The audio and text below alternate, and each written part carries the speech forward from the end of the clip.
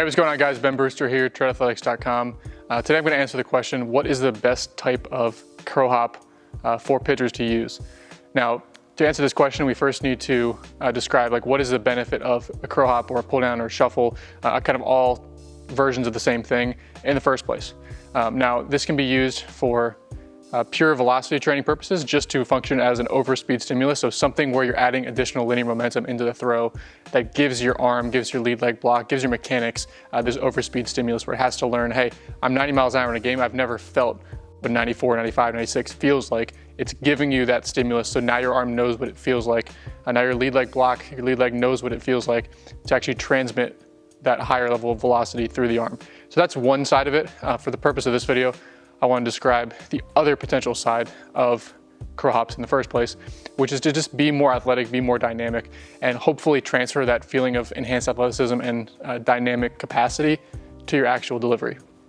So that to me is the purpose I want to discuss in this video, is using curl hops as a way to feel more athletic and more dynamic in our actual mound mechanics. So when you look at it from that lens, there's a bunch of different ways that we can go through a curl hop or go through some sort of added momentum to a throw. One is a full running pull down. For the sake of this, I really don't feel like that's as transferable. You're typically not going to see guys doing that in their day-to-day long toss and their day-to-day catch play. That's really reserved for pure velocity training type work in the first place. Then you're also going to have guys where they do like a 1 to 3 step shuffle throw. This is pretty typical in a lot of rehab programs. This is pretty typical as far as how a lot of guys go through their actual long toss mechanics. There definitely is some ability for a lot of pitchers to transfer this to their delivery, at least on some level. However, there are some ways that we can try to get a little bit more creative and try to enhance the specificity of how we curl hop.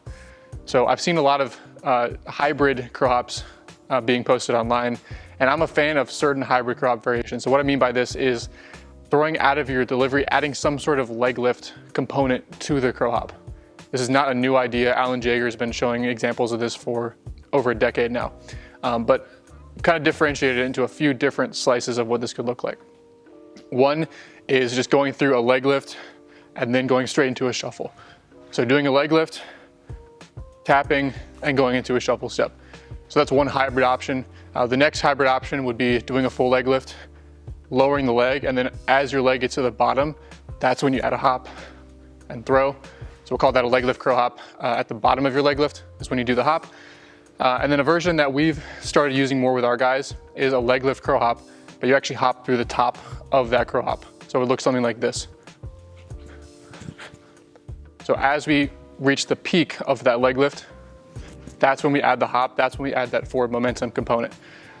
So these three hybrid options, because this is where we're really kind of getting interested now, especially as we get closer to the season for a lot of our guys, is how do we enhance the transferability? How do we enhance the athleticism, that dynamic component of their initial move? I'm really interested in these hybrid types of leg lifts. So let's go through that first one. Well, the first one, there's the leg lift portion, but from there, we don't actually pass through the checkpoint that we have in our actual delivery.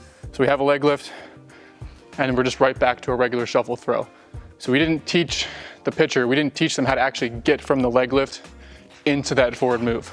They do a leg lift, and then from there it's really no different from a shuffle step. So the specificity to me is maybe like a 5 out of 10, not super specific. We go to the second option, which is a leg lift at the bottom. Now we take a hop and throw. To me, that's still not very specific, because again, while we're getting to that peak leg lift, we're not teaching them how to pass through that checkpoint and actually drop into their backside in a relaxed, athletic, dynamic way and get from here into their actual linear move, into their delivery. We're getting here, and then we're starting the hop at the very bottom. It's kind of a forced, choppy move that, in my experience, a lot of guys having tested this with don't feel like it's the most comfortable way to do this kind of hybrid curl hop. So the reason I like this third variation, where we hop through the top of the leg lift, is because it allows us to pass through the exact same checkpoints that we're trying to pass through in our delivery. Everything is the exact same in your delivery except for that hop component, which allows you to feel that unweighting of the backside, allows you to feel that relaxed floating feeling through that forward move. And then as soon as your backside hits, it helps you feel, I'm passing through the exact same checkpoint, but now I have this athletic, dynamic component to it, and everything just unfolds from there. So we've really liked this so far.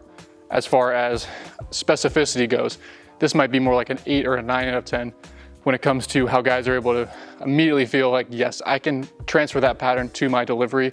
That feels like when I'm throwing up tempo and everything's on time, like that feels right. So that's something, again, to try. It doesn't mean that if you're a guy who has had a ton of success with XYZ curl hop variation that you have to do a different way. This is just one to try if you're struggling with the transfer of what you're doing and you're trying to feel more dynamic up tempo and athletic in your throwing. So from there, I started to think about how do we take maybe that feeling and transfer it even more, make it even more specific to the mound and get them from that feeling to like a 9 or 9.5 out of 10 specificity, if 10 out of 10 is your delivery. So I thought, why don't we do the same thing, a leg lift curl hop at the peak of your leg lift, but do that in place. So in place, it'd be the exact same thing. You're just going through your leg lift, adding a 1/2 inch hop through it and throwing. So again, just taking away that forward momentum piece. So the forward momentum leg lift curl hop, then doing it in place. So what would the next step be? Let's say they can feel dynamic in version 1, version 2, and they still don't feel like they can quite transfer that. Well, this is where a drill that one of our coaches, Justin Lasario, came up with, and he's calling it the Kikuchi Drill, because what he noticed is, Kikuchi does this on a lot of his throws, is he gets to the top of his leg lift and his heel comes off. He comes up onto his toe. There's a raising action through a peak leg lift. He unweights his backside, and then as soon as he comes down out of peak leg lift, his heel hits and everything unfolds from there. So again, it's that drifting through the peak leg lift, unweighting, rising onto the toe. It's almost like he's peeling his heel up off the ground with his pelvis. And then he hits the backside, he drops into the hinge, and everything unfolds super dynamically. So he called this the Kikuchi Drill. This is a drill that we've been using with a ton of our athletes over the past couple months.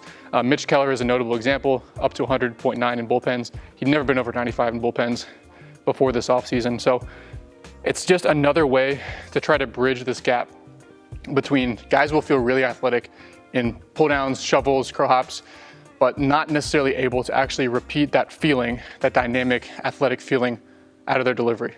So again, this is just something to give yourself a try. Forward leg lift curl hop through the peak, in place leg lift curl hop, and then the Kikuchi drill, trying to one step at a time add those variables, actually take those variables away and see if you can reproduce that from your actual leg lift. Give those 3 variations a try. Let me know what you think down in the comments, and I'll see you guys in the next video.